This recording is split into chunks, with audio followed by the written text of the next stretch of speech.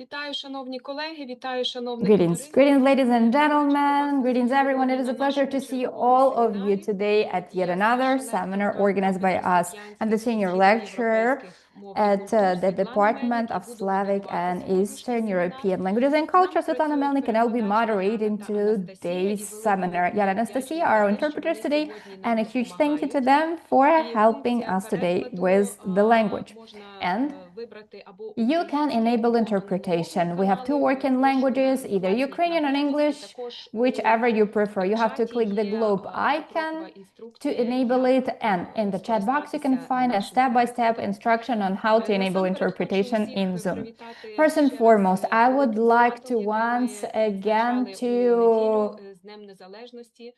say Happy Independence Day. We celebrated on the 21st of August, Sunday this year. It is one of the biggest celebrations in Ukraine. I would like to express the gratitude to the armed forces of Ukraine and our defenders who are doing everything possible and impossible to protect our statehood. Glory to Ukraine. Also, I would like to thank all those who contributed to organizing this program, and namely Diana University, our partners from the Big Ten Academic Alliance, all those universities that have joined the support effort of Ukrainian scholars within this non-residential fellowship program. I have two speeches today. The first one will be made by Tamara Kutsaeva, and it is my pleasure to present our first speaker. Tamara Kutsaeva has PhD in history, and she works at the National Historical Architectural Museum, the Fortress of Kiev. Tamara wears different hats. She is interested in book collections, museum studies, polycultures in Ukraine and Judaism. In 2024, she published the monograph titled The Found and Perceived Judaica in the collection of the main historical museum of Ukraine. Today, Tamara will make a presentation about the representative of Eastern European Jewish and Roma communities in Belarus, Hungary, Romania, and Ukraine, and African Jewish communities in Tunisia. So she will talk about those who are with us again. Svetlana, thank you so much for such kind introduction and for the opportunity to participate in the project and to also interact with my peers. First and foremost, this program opened new opportunities when it comes to communicating and understanding scholar, civic, societal interests, the ones that are still can be seen in Ukraine despite the terrible challenge that we are overcoming, and understand that the possibility to continue scholarly activities is of utmost importance because we want to continue all of the scholar efforts given the bigger challenges that we're faced with currently. And I believe that thanks to Indiana University and all the other supporters, Ukraine-related research is being supported a lot, and this is a very important motivation factor that demonstrates that the world is still focused on Ukraine and is trying to do everything possible to support us, which means a lot.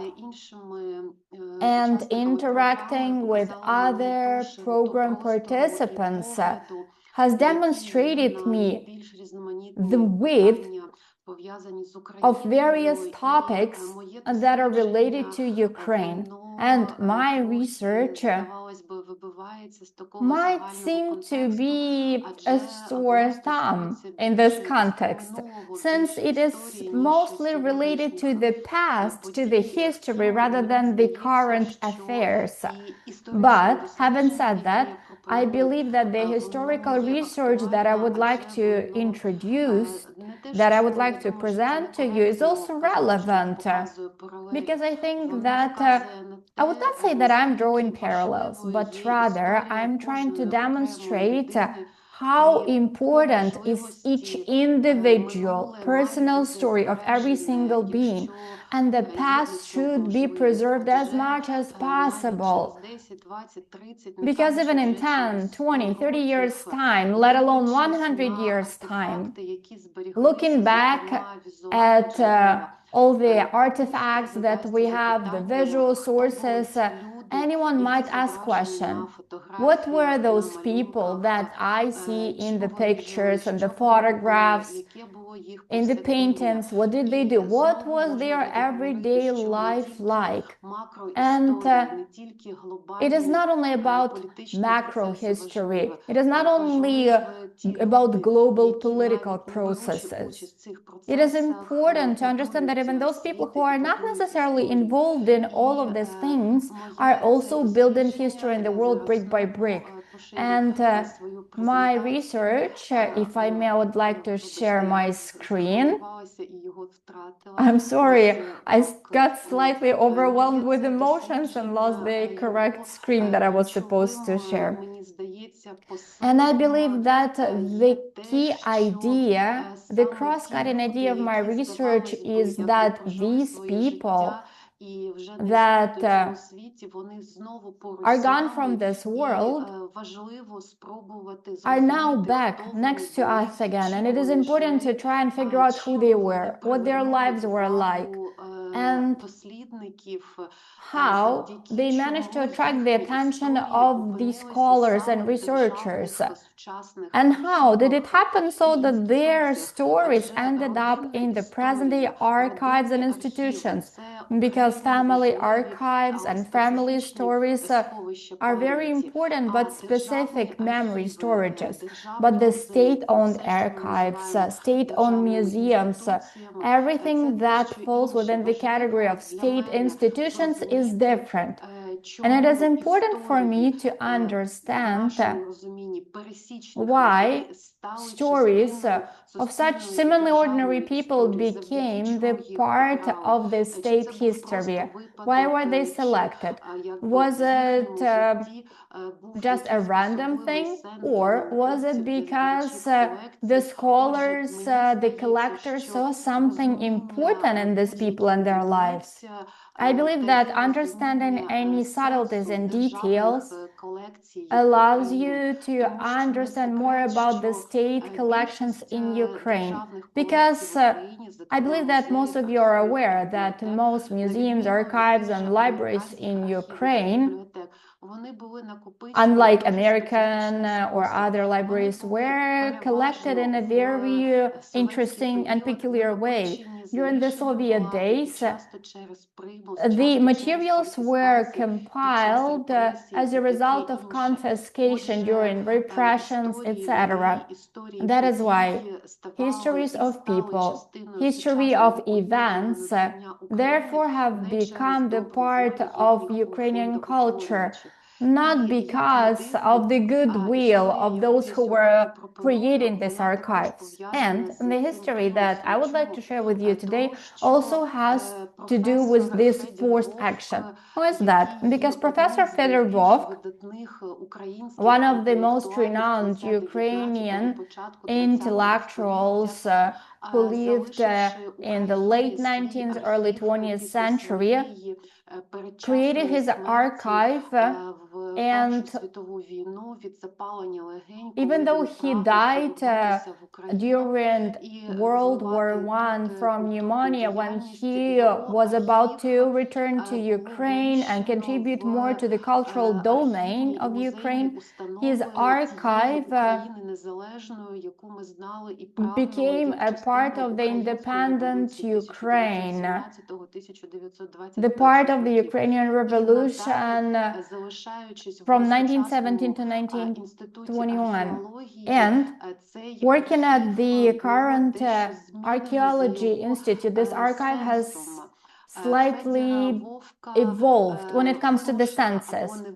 Fedor Vovk радянська влада причислила до лику, was до когорти однією з тих considered ікон, які творили, to be якщо one не of those більшовицьку icons революцію, то соціалістичну who революцію. were Хоча creating, його if not думка the була Bolshevik, then at більш least socialist ширшою. revolution, according to the Soviets, even though his opinion regarding these things was different.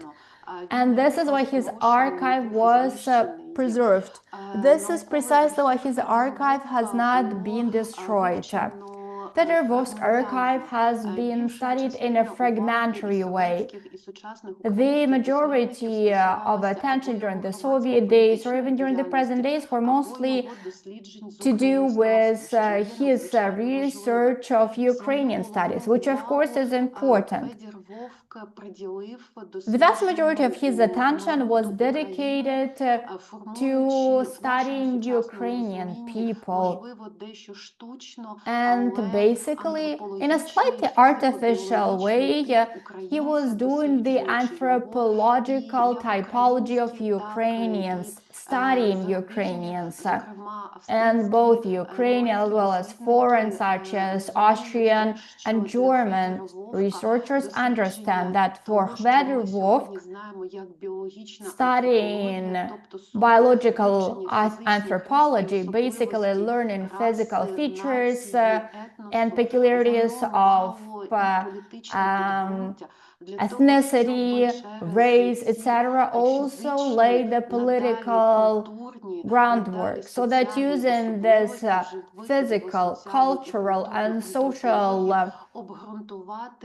details, one could not underscore the uniqueness, but rather find the place of Ukrainian nation within two empires, the Russian Empire that permitted the genes of Ukraine. So for Fedor Vovk, biological anthropology was one of the keys to highlight national and cultural peculiarity and independence of Ukraine, so that it would not feel that Ukrainian features are just an offspring of a different dominant nation. And this shows you the Ukrainian biological anthropology in all of its diversities. Another thing that I would like to mention in my introduction is that in 1889, Fedor Vovk was forced to rapidly, in a hurry, in the middle of the night, leave his home due to his political views. He had to flee Kiev, as he was almost arrested by the empire. He traveled a lot before reaching France, which back in the day was the capital of biological anthropology as a science. It was evolving and developing there. So if not for this hardships, this forced immigration due to political repression, probably Ukrainian anthropology in the broadest sense of this word combination would have been different, since Fedor Vovk, due to the fact that he continued working in France, he continued to travel, he continued to interact with his friends and colleagues directly, he managed to form a better understanding of the science. If he stayed in Ukraine, probably his research would have evolved in a different way. Therefore, this thorny path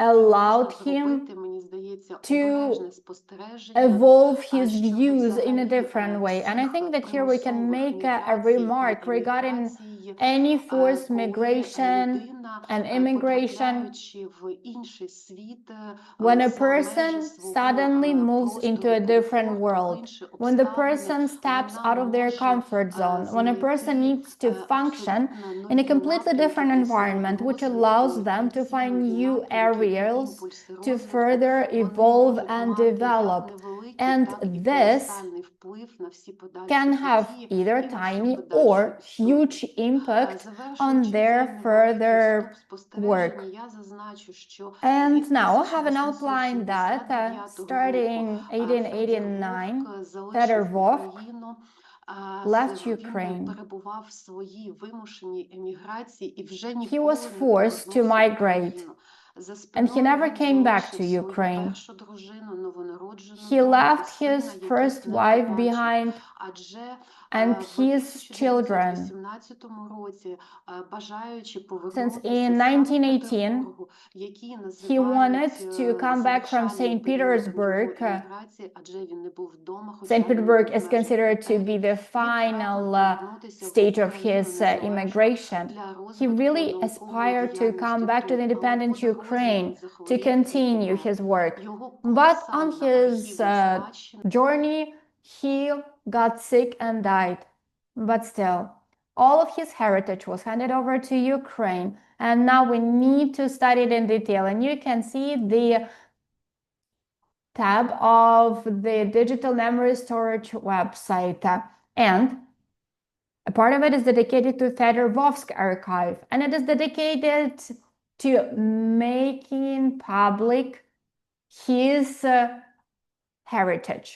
And this project, in my opinion, was developed thanks to the initiative of one person, the curator of the archive of the Institute of Archaeology, Alexander Busko. And that is why this project came to life during the full-scale invasion. Alexandra's intention is to look for various digitalization opportunities and to work with the biggest clusters of archaeology institute archive so that later on it can be made public, so that it can be preserved given the threat hanging over us. The main attention was paid to Ukraine studies. I participated in this project as a volunteer, and thanks to this project, I had an opportunity to look at over 100,000 items within this fund. And looking at these items, I was lucky to see many interesting things. Many various materials on Judaism that have not yet been published, let alone studied. Only part of Vovsk heritage dedicated to synagogue architecture and cultural heritage have been studied. And you can see the list on line 3 on the slide in front of you. The storage units are there, even though we don't exactly understand what they are. When going through these pictures, I realized that these are pictures of different people, over 170 individuals. And I still do not understand how to basically categorize them, because there are pictures that are slightly blurred. There are pictures with multiple people in them, but these are people that are not known to us, since only some names are preserved on the flip side of the pictures. So there is no system, and I will elaborate on why that is the case. That is why I started wondering who these people were, and then I started asking myself, how come their specific images made it to the archive of Fedor Vovk? Fedor Vovk was mostly focused on the biological anthropology, meaning the study of the physical traits of individuals. not even the racial features, but ethnical and national features, which is actually rather narrow approach. He wanted to take a look into the opportunities to measure and to detect the nationality of a person by some anthropometric features. In order to structure my presentation in a proper way, before showing the pictures, I would like to say that against the backdrop of the general study of the anthropological type of Ukrainians, that was the focus of the attention of Fedorov during his whole career. He was also collecting a number of visual aids. He was collecting a number of visual sources. And I'm not sure whether he was a collector. I believe that in his case, in those dozens and thousands of photographs and postcards and pictures and images he collected, he was studying the types of people. He was not the only collector of such a type. He was actually getting these source materials from all corners of the world, from America to Australia. And it was part of a scientific exchange between anthropologists and naturalists. And at the end of the 19th century, anthropology didn't make any distinction between animals and human beings. A human being was viewed as an object, as a passive object of a scientific study, which is quite a particular view from the point of view of modern ethics. Fedorov's archive, which I saw, has the Ukrainian type in it. This is what he called it. And it is still unknown whether he was trying to look at the Jewish or Roma communities separately. Maybe it was just a derivative of a bigger study. Well, I believe that neither Jews nor Roma people nor national studies of Russians were the focus of the attention of Fedorov. However, he was trying to systemize the materials that were sent to him. In order to make a list of the topics and domains of his archives, I had to go through a lot of materials. At the beginning, it seemed to me that everything that is pertaining to Jews or Roma people has been sorted already by Fedorov. No, on the contrary, these materials and these photographs were everywhere, all over the archive, and I believe that I wasn't able even to find everything to this day. He has archives and small collections. Each of this collection is of particular importance and of fascinating nature for discussion. The archives are as follows. There is an archive of anthropometric studies and anthropologic types. There are illustrations from the newspapers. Apart from that, there are ethnographic expeditions materials. The researchers in case of ethnographic expeditions were also taking a look at the surrounding where the person lived.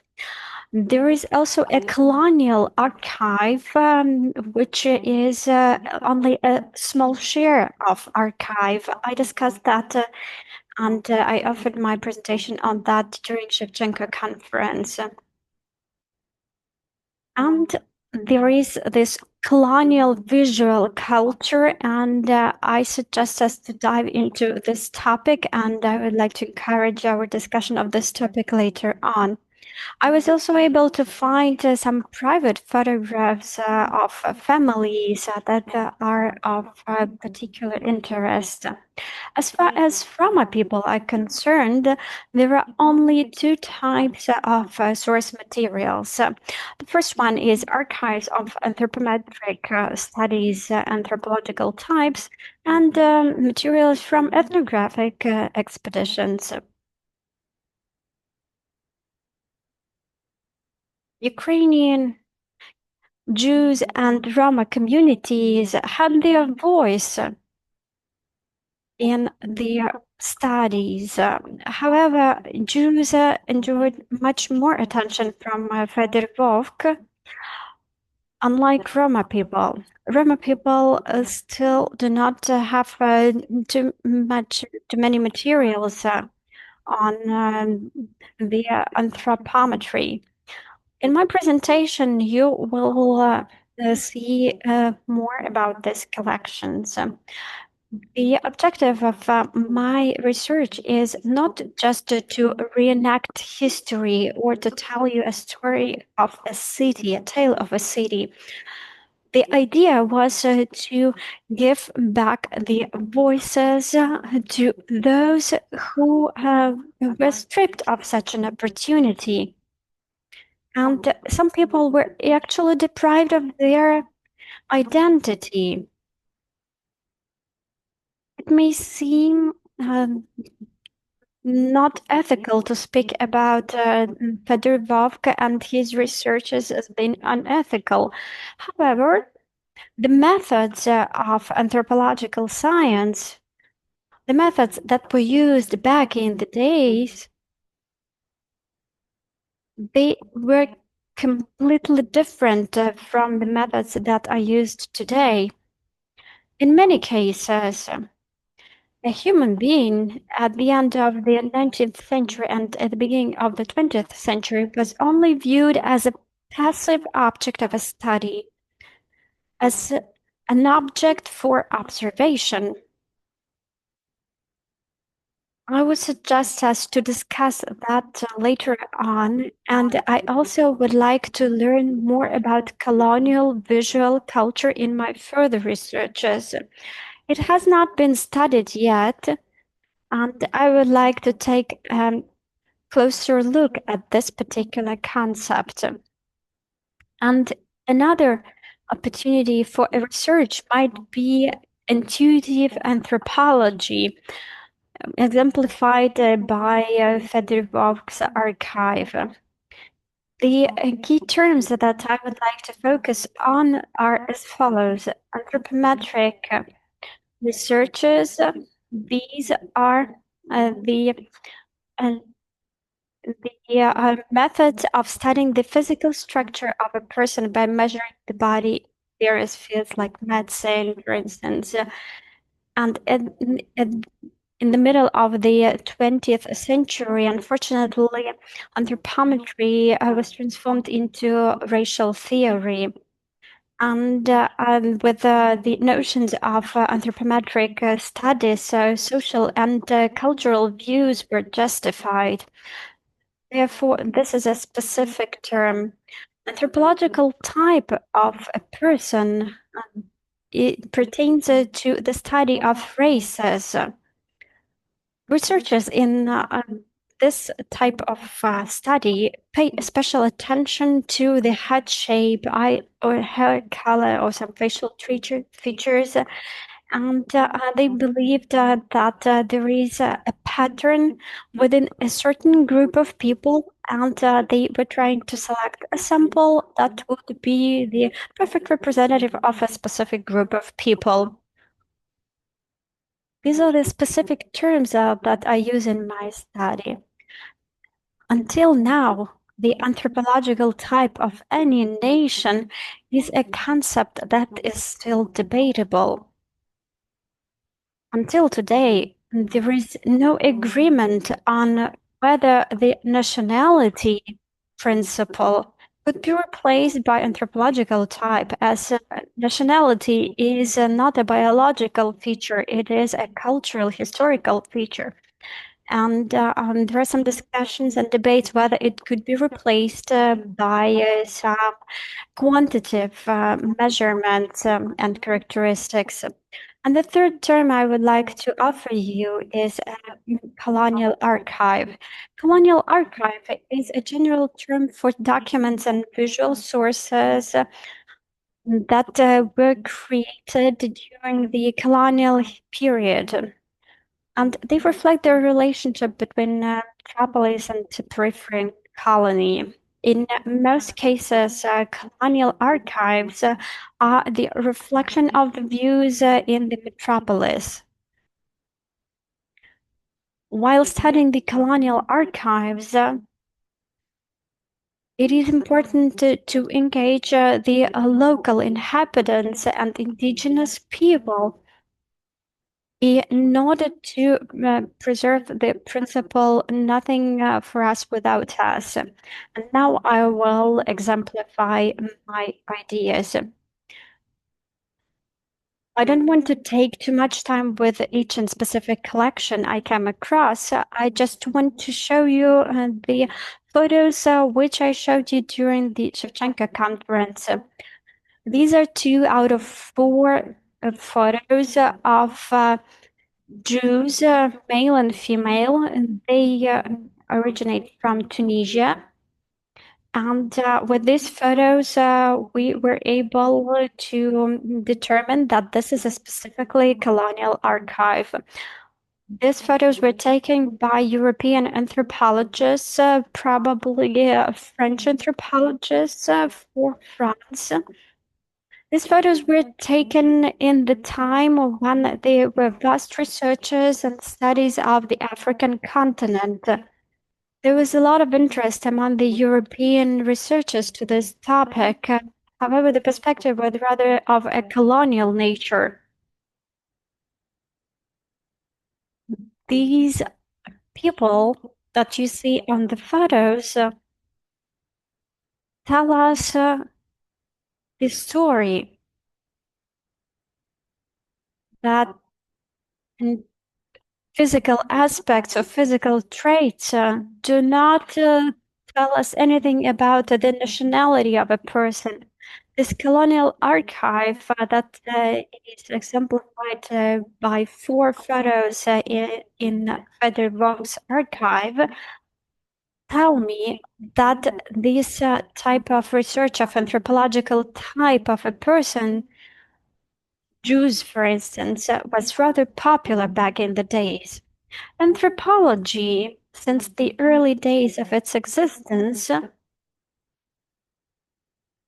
was gaining momentum thanks to photography. At certain point in time, taking photographs and comparing these photographs was viewed as the method to better understand which people live where in which part of the world. It gave ample space for the researchers to explore more.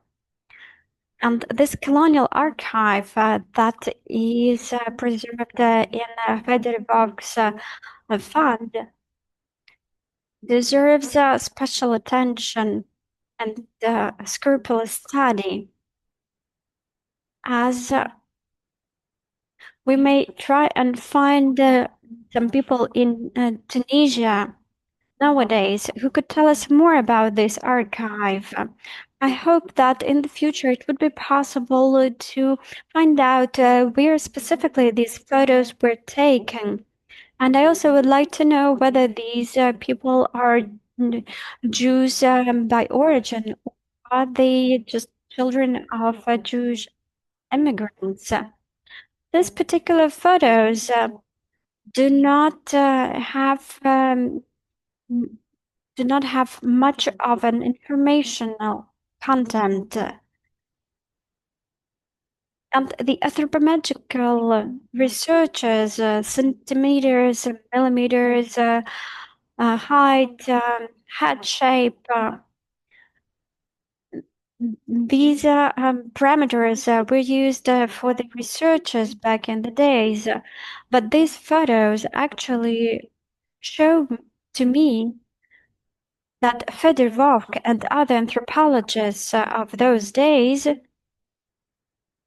were mostly focused on intuitive anthropology, meaning that they were observing certain photographs or images,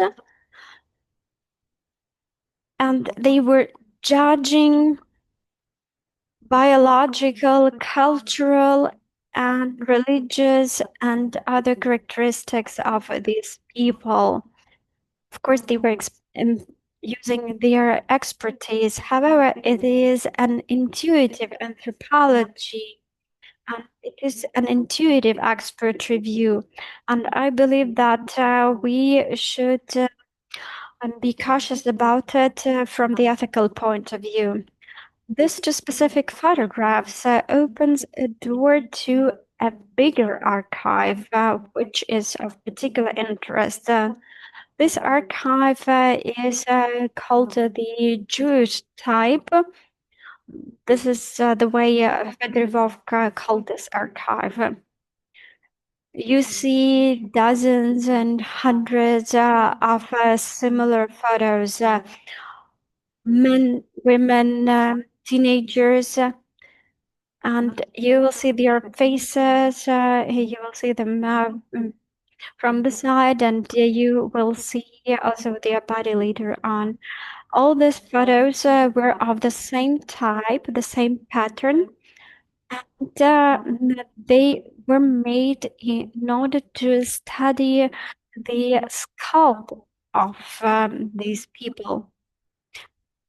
I'm sure no one is able to determine the nationality of these people. And actually, there is an inscription on the back of these photos. The nationality is indicated over there. Fedorov and his colleagues during their anthropological expeditions were taking notes and they were trying to determine the anthropological types of people. They were studying Ruthenians, Ukrainians, Poltava region inhabitants, and they were making this type of collections and archives.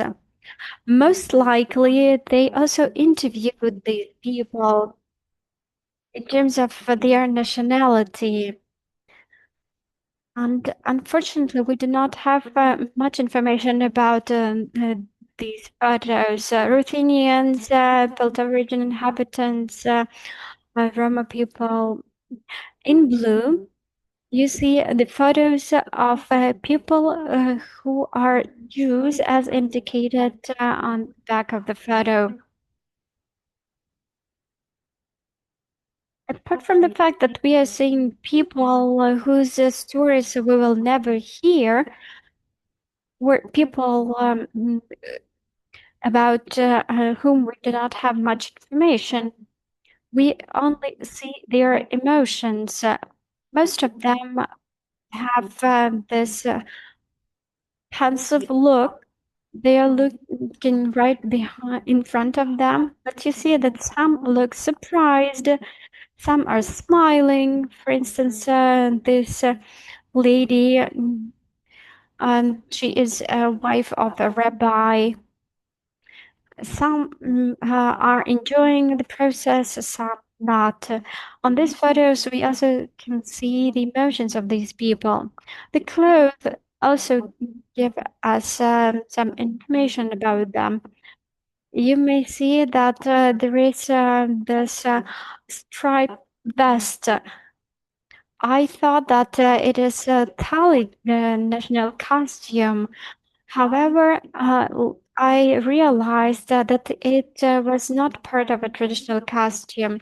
As I continued looking into the photos, I realized that they were wearing the same clothes, some of them. Alexandra Buskor ran research on a different archive, And her study showed us that these photos probably were made not in a systematic way, but they were made in a specific institution or in a specific location.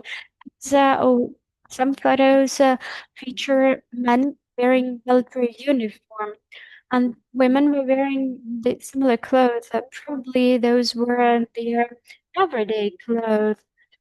It helped us understand that most photos of men and women were made in hospitals.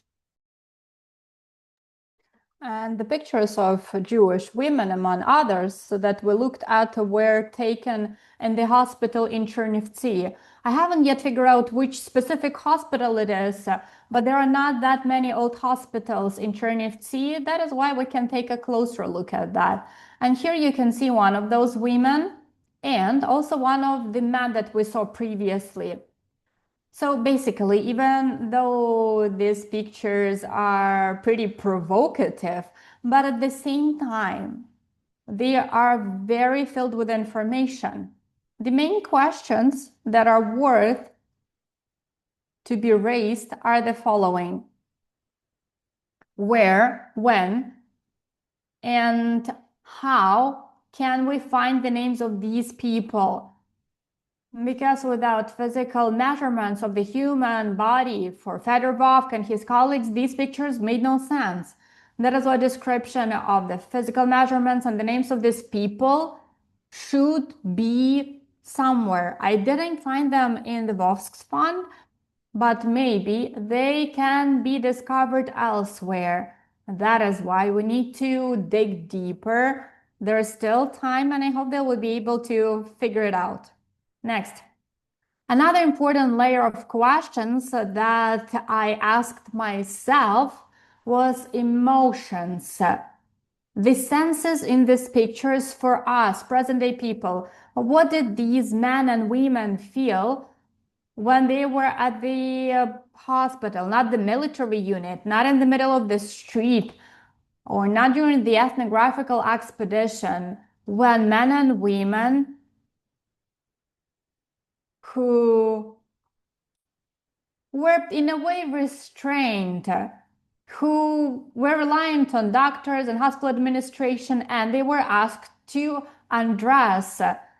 Could they say no? Did they really want to be featured in this kind of pictures? What did they feel, all in all? What was the process of these photo shoots? Were there any women present in the room during these photo shoots to support people who are hospitalized? Because chances are that the photographer was male, as well as all the people involved in this research were males. Because anthropology as a science in the 19th century was not something that women, that females were involved in. That is why looking at the pictures specifically of women whose pictures were taken, I would like to once again ask probably not the nicest question when it comes to discussing Ukrainian scholar. How ethical were the actions by Fedorov and his other peers when they were collecting important field materials important for the desk research? How honest were they with themselves? And how much did they ask people whether they were willing to be photographed, to be studied? And how did they both morally and really compensated these men and women who became the objects of their study? And another question that I also asked myself was the following. For the majority of people featured in these pictures, most likely this kind of a photo session was the only photo opportunity in their life. they never saw these pictures, probably even their faces, because their pictures were taken. And then the group left. The expedition was over. They left the facility and they never showed the results to the people who were photographed. So another question is that basically the person's image became the ownership of a scholar. So the question is, hence, how ethical it is, how proper it is from both scientific and scholarly point of view, from the moral point of view, from the humanity point of view, which is something that does not change because people don't change that much. And now I would like to show you a picture of the unknown wife of the rabbi. Her name was not mentioned, possibly from Kuti village. It's very hard to figure out what's written there, either Lviv or Ivano-Frankivsk Oblast. Here we can see another woman. She is dressed, and as you can see, no one measured her, and there are no more additional descriptions.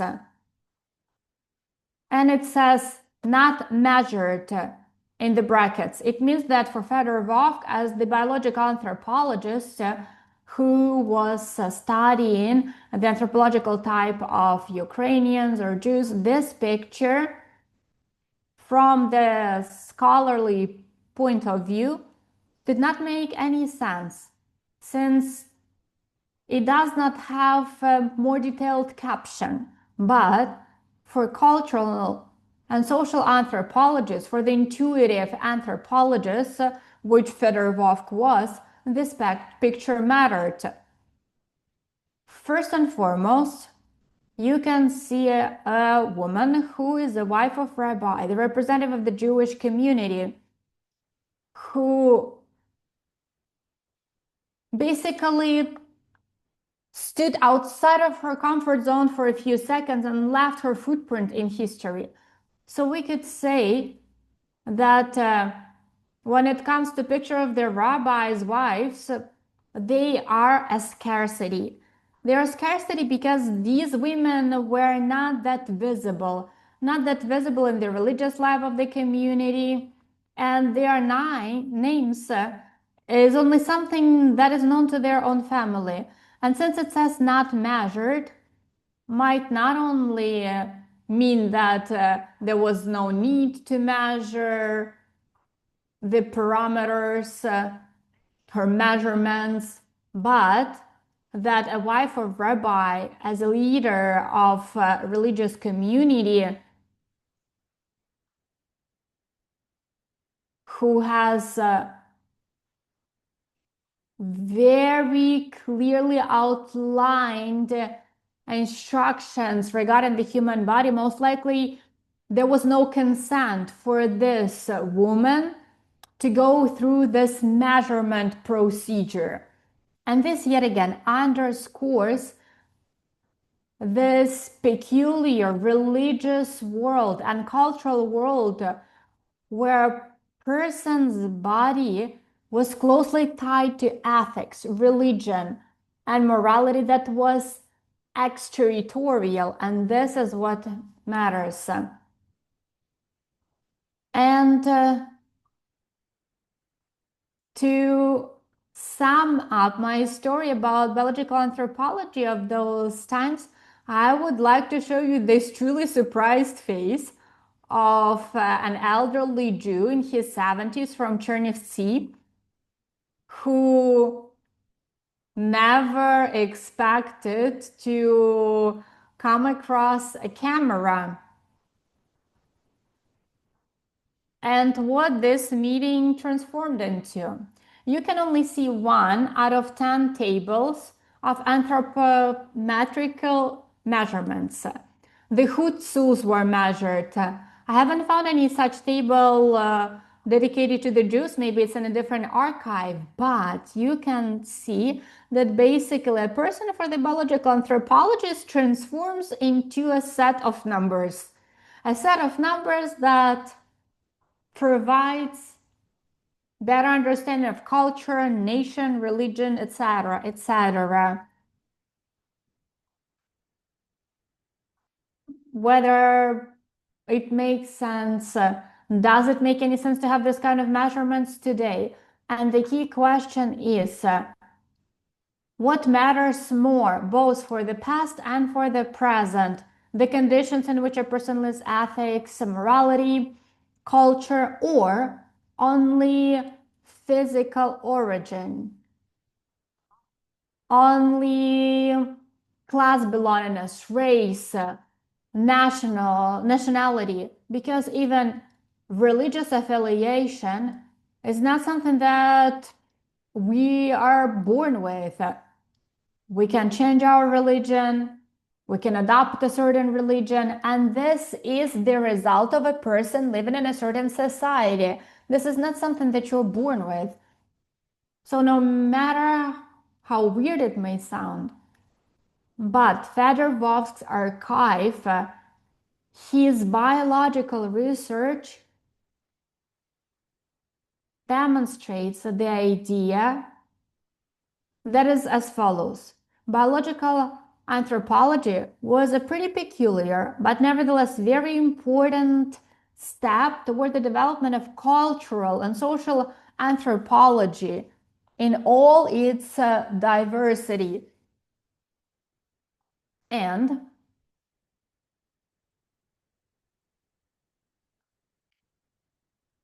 talking about anthropological measurements, I would like to also quickly mention Transcarpathian Romas, who were also measured back in the day.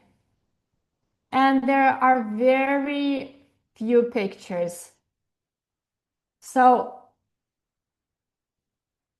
clearly, no one has ever organized an expedition dedicated to studying Roma specifically, unfortunately or fortunately, until the German National Socialism period. So among this, Transcarpathian Romas, most likely we're talking about the border between Ukraine and Hungary. And a very unique is a picture of a man that you can see on the screen. You can see him both from the front and also his side profile. You can see a male.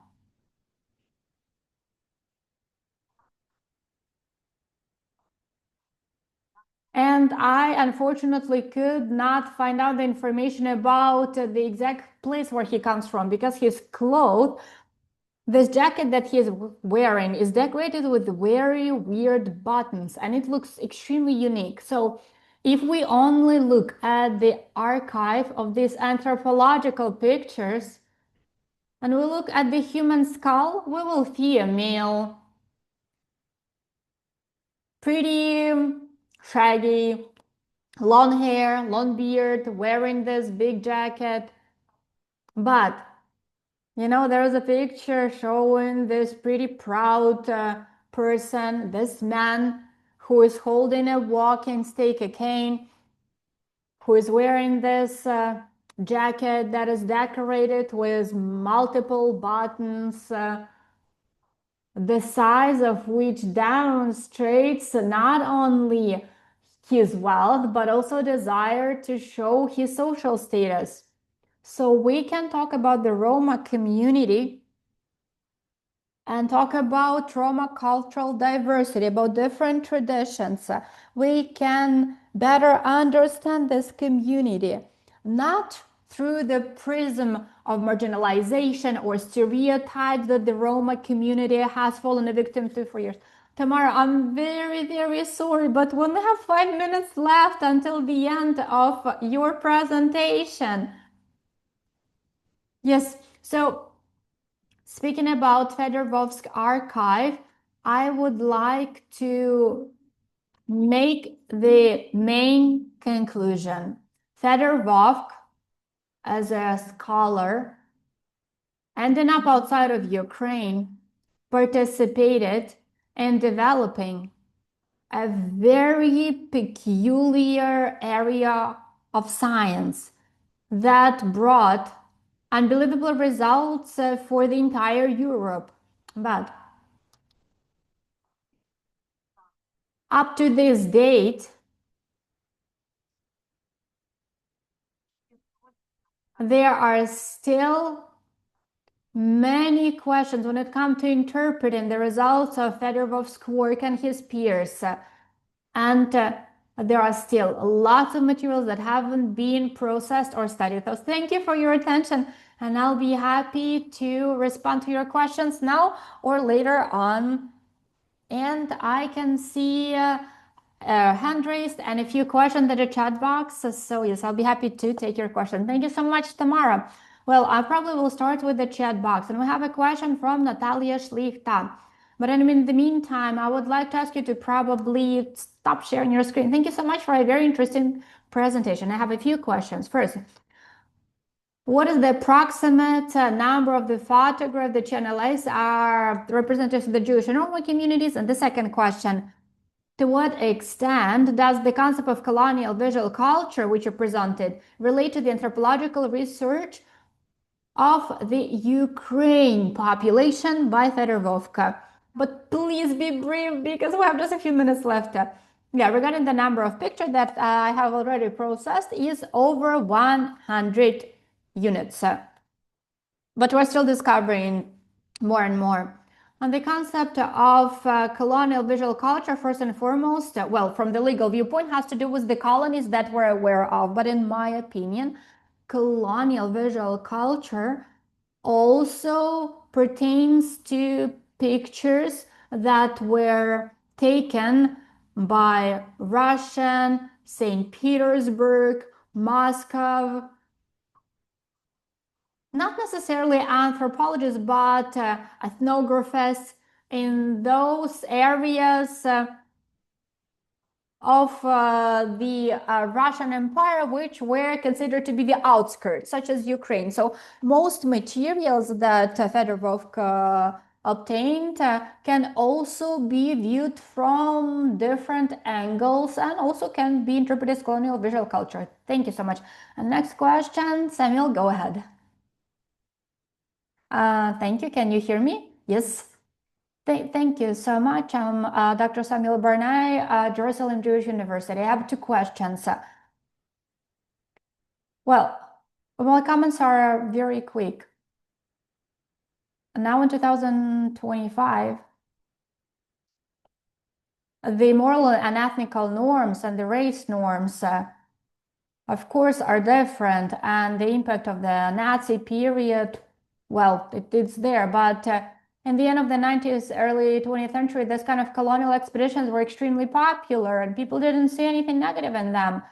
They would first go and they would make sketches. Later on, people started using camera. They went to Africa, to Latin America.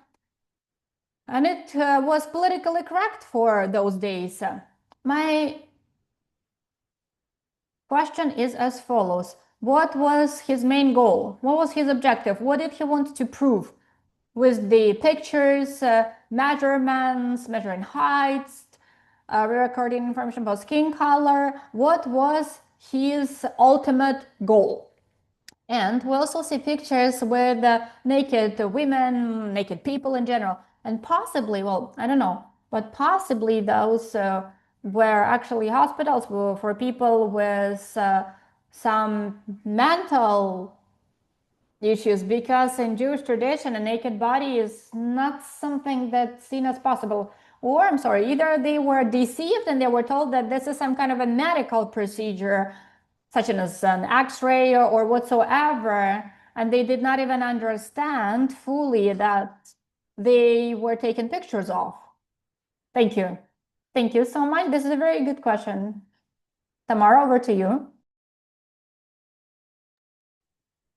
Dr. Samuel, thank you very much for your comment. Yes, indeed, we should pay special attention to this fact that if it hadn't been for the racial theory of in Germany, we wouldn't be so critical of the anthropology of the 19th century.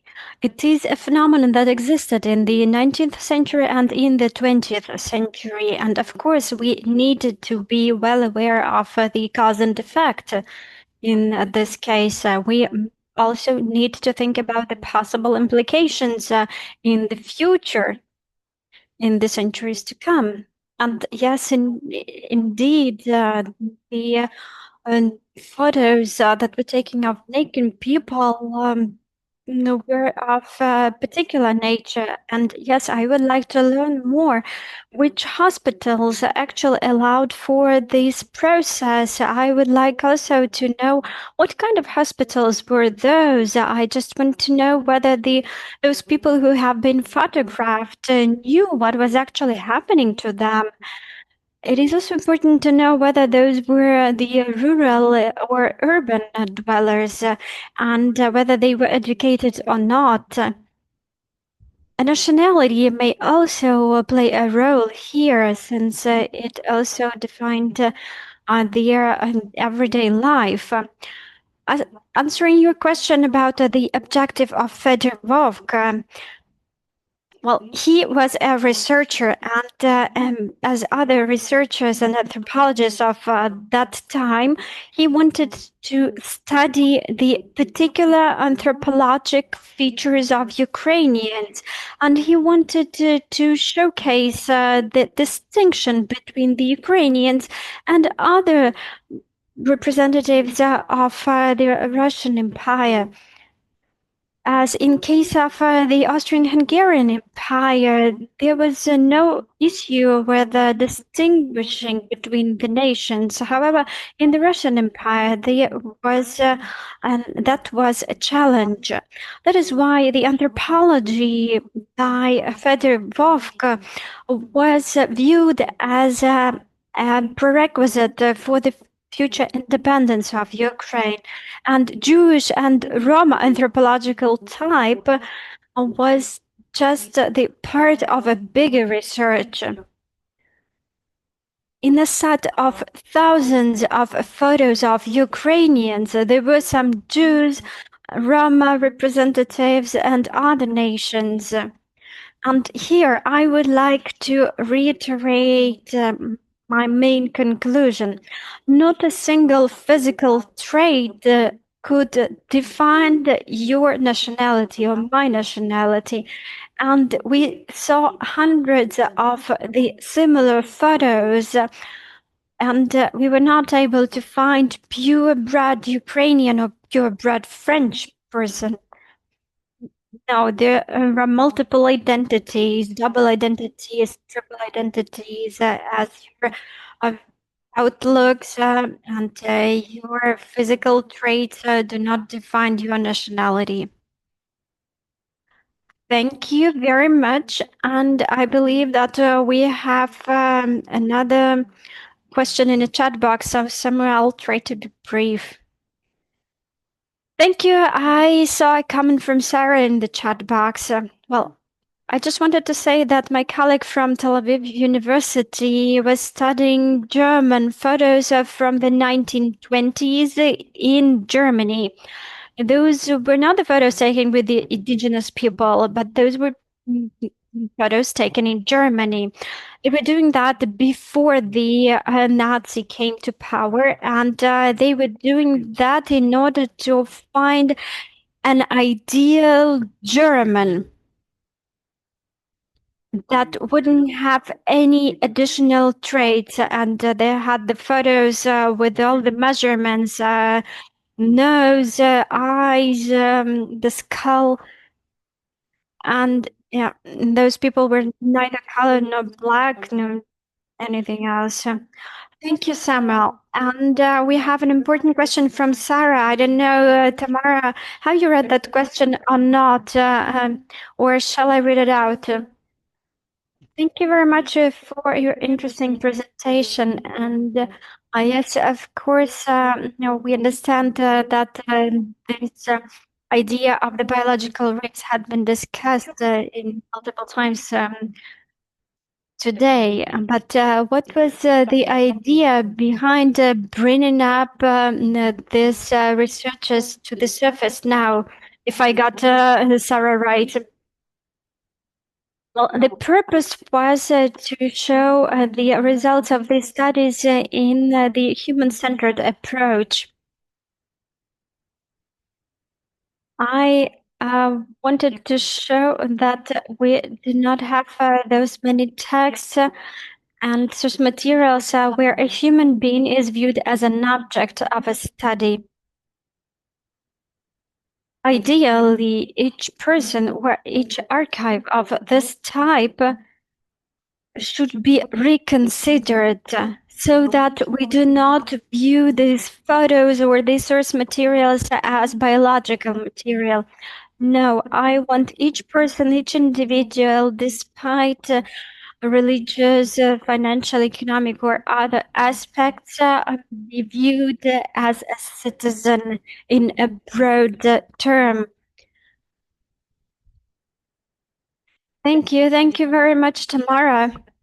Well, I believe that this discussion could last much longer, but unfortunately, we do not have enough time for that. The questions that were asked today are very important, and I believe that they would give us food for thought for the future studies, and particularly Sarah's question. I would like to thank everyone for a vibrant discussion, and thank you for bringing up this fascinating topic. And we continue our work